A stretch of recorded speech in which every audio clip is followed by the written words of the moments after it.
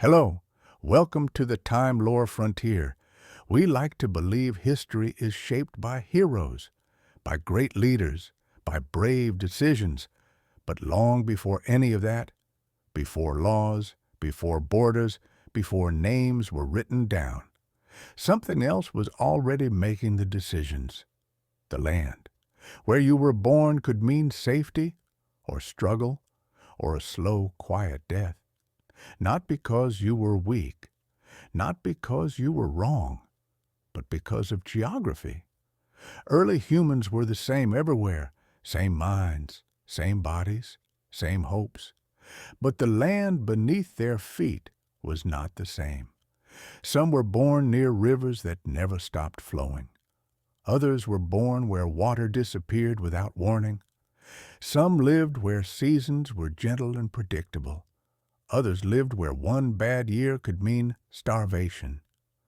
From the very beginning, survival was uneven. In places like the Nile Valley, life was forgiving. The river flooded, then it pulled back, leaving rich soil behind. People learned to trust the land, to stay, to build. When food was secure, people could think beyond tomorrow. They planned, they stored, they passed knowledge forward. Population grew, power followed, not because they were smarter, but because the land allowed them to breathe. Now imagine the opposite: dry land, cracked soil, no rivers to depend on. Every day became a calculation. How far can we travel? How long can we survive? There was no surplus, no safety net. When drought came, there was nowhere to fall back. Entire cultures vanished. Without a battle, without a record, history moved on, geography did not. Mountains tell another story. They protected some people from invasion, kept armies out, kept danger away. But they also trapped others, cut off from trade, from ideas, from change. Isolation preserved traditions and slowly closed doors.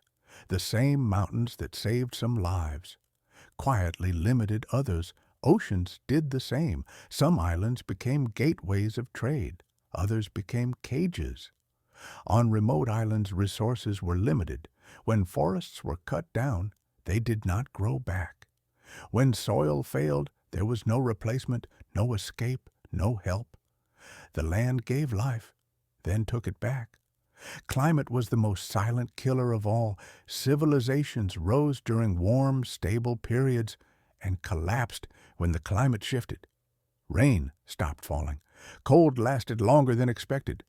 Floods came too fast. People adapted. They prayed. They migrated. Sometimes it still was not enough. The land had changed, and humans could not change fast enough. Disease followed geography too. Warm, crowded regions became breeding grounds for illness.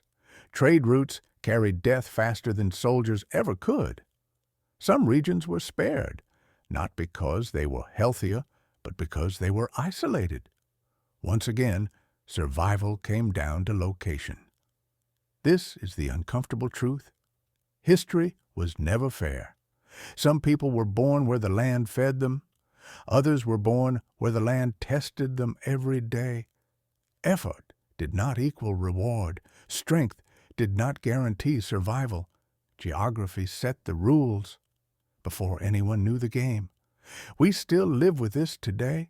Borders, wealth, conflict, they all trace back to the land, to rivers that flowed, to mountains that blocked, to climates that changed.